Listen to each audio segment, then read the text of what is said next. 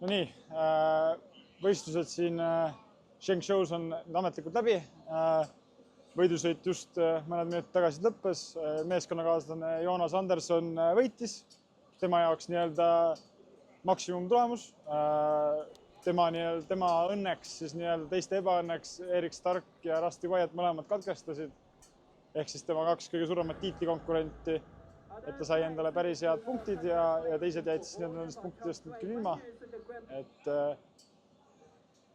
Eilsest siis nii palju, et kohe esimeses sprindisõidus, esimeses kurvis araablane Rashid Al-Kemsi minu hinnangul pani mul trajektoori piisavalt palju kinni, et see tekitas olukorra, kus ma lendasin üle tema laine.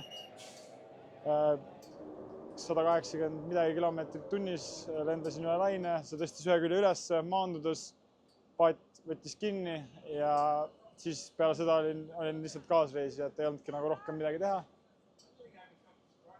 Ise endaga on kõik korras, väike peapõrutus, mõningad siis nii-öelda kriipsud-kraapsud, eks igalt poolt olen kange, aga muidu on nagu täitsa okei. Paadiga nii hästi ei ole, aga see on motosport ja ega midagi teha ei saa.